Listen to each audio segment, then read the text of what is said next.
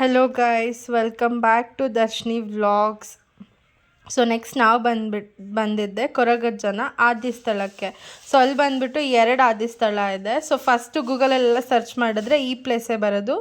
ಈ ಪ್ಲೇಸಲ್ಲಿ ಬಂದುಬಿಟ್ಟು ಫೋಟೋಸ್ ಏನೂ ಕೂಡ ಅಲೌ ಇರಲ್ಲ. ಫೋನೇ ಕೂಡ ನಾವು ತೆಗೆದು ಪಿಕ್ ಮಾಡಿ ಮಾತಾಡೋ ಹೋಗಿರಲ್ಲ, ಅಷ್ಟು ಸ್ಟ್ರಿಕ್ಟ್ ಆಗಿರುತ್ತೆ. ಸೊ ಹಾಗಾಗಿ ನಾನು ಒಳಗಡೆ ಯಾವುದೇ ಥರದ ಫೋಟೋಸ್ ವಿಡಿಯೋಸ್ ಎಲ್ಲ ಮಾಡೋಕ್ಕಾಗಲ್ಲ. ಸೊ ಹಾಗಾಗಿ ನಾನು ಆಚೆ ಅಷ್ಟೇ ಫೋಟೋಸ್ ತೊಗೊಂಡೆ.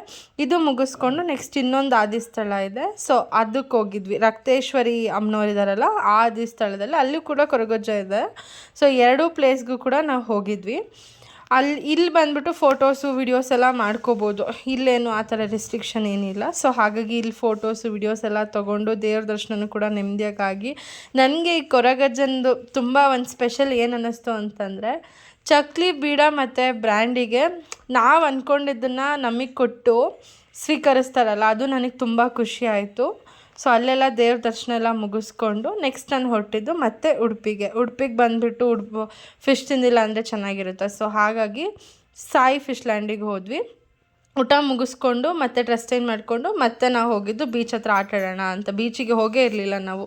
ಬೀಚಲ್ಲಿ ಆಟಾಡಿ ಮತ್ತೆ ಹೊರಡೋದಿತ್ತು. ಸೊ ಹಾಗಾಗಿ ರೂಮಿಗೆ ಬಂದು ಚೆಕ್ಔಟ್ ಮಾಡಿ ನೆಕ್ಸ್ಟ್ ನಾವು ಹೊರಟಿದ್ದು ಬಂದುಬಿಟ್ಟು ತಿಮ್ಮಪ್ಪ ಹೋಟೆಲ್ಗೆ. ಸೊ ತಿಮ್ಮಪ್ಪ ಹೋಟೆಲಲ್ಲಿ ನನಗೆ ಫಸ್ಟ್ ಟೈಮ್ ತಿಂದಾಗ ನಂಗೆ ಅಷ್ಟು ಸ್ಯಾಟಿಸ್ಫೈ ಅನ್ನಿಸ್ಲಿಲ್ಲ. ನೆಕ್ಸ್ಟ್ ಟೈಮ್ ಇವಾಗ ಇನ್ನೊಂದು ಸಲ ಟ್ರೈ ಮಾಡೋಣ ಅಂತ ಬಂದ್ವಿ.